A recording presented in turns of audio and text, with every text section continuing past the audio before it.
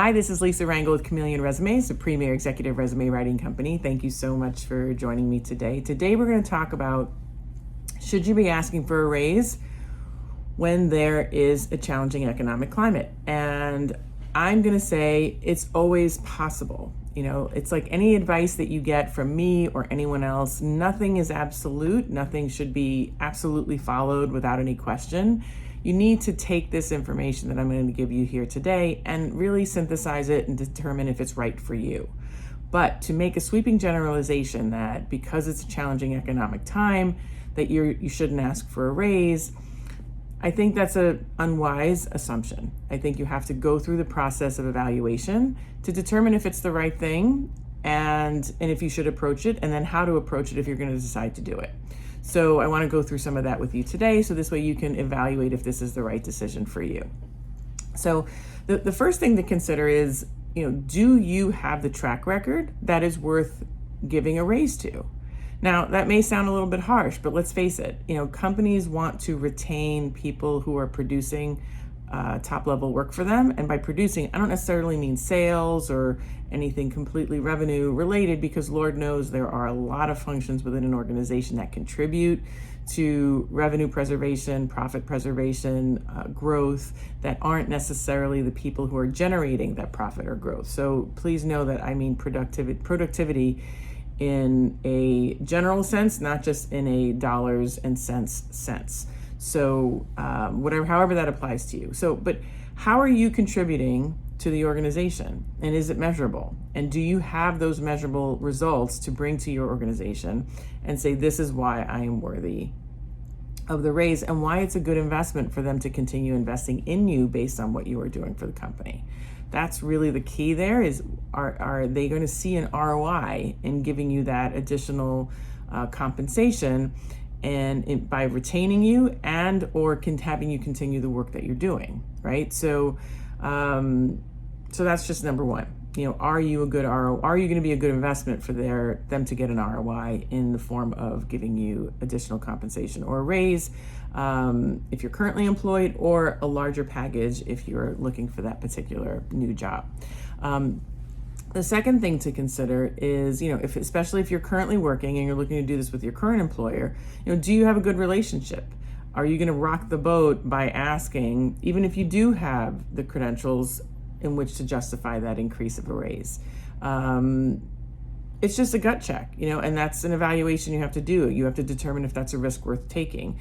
And if this is a new offer that you have, or an offer with a new organization that you have, and the relationship isn't fully established yet, obviously, because you haven't even joined the organization yet, what image are you putting forth by asking for an increase to the offer that they've proposed? Sometimes it's worth asking, even if you're rejected, because they at least see that you value you and you're not just going to take the first offer. In other cases, if you ask for an increase and they automatically shut you down and include rescinding the offer, it might be a risk worth taking, because let's face it, if that's the type of environment that it is, where they're automatically, rescinding offers for the first time you ask, you have to understand that may be the climate that you would have been entering in, and maybe that's not the right place for you. But know that every time you do ask, it's a risk. That's why you want to go back to number one, which is make sure that you have the evidence of the credentials or the work that you've done if it's, again, looking for a raise, versus the work that you've done if it's a new offer. So this way you're going in objectively. And then a third thing to consider is removing as best you can, we're all human, but removing as best you can the emotion, right? It's not about the long hours necessarily. It's not about deserving. It's not about the seniority. It's not about your situation at home, about whether you need or deserving for this type of request to be honored. It is really about business.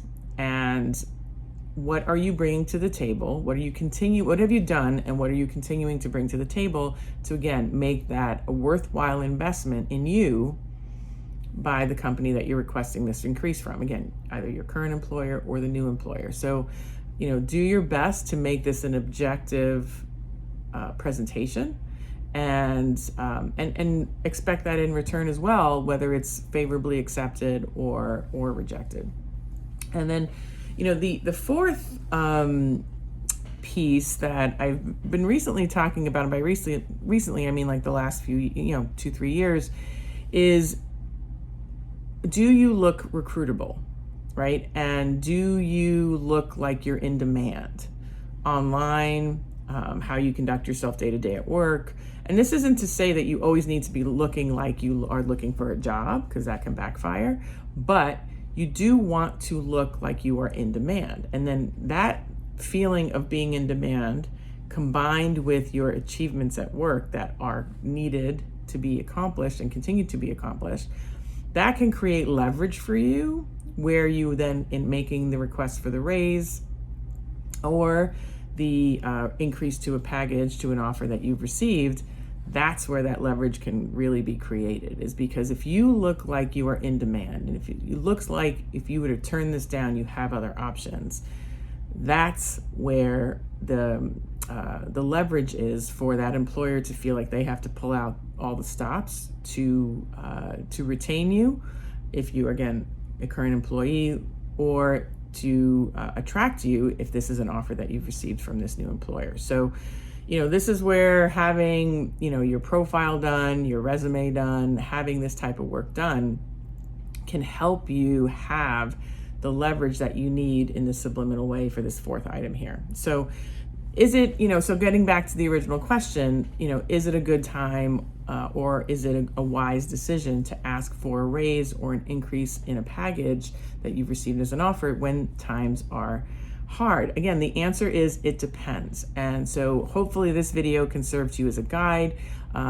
If you are interested, I have some DIY resources. If you go to fatstacksguide.com, you'll be able to pick up my DIY materials as well, to help you guide yourself through either the offer that you have received, or going through the process of asking for a raise. So this way you can make sure that you have all your ducks in a row and you're making the best presentation possible. And like I said, even if you are turned down, at the minimum, you are conveying to your employer or potential employer that you are someone who values yourself.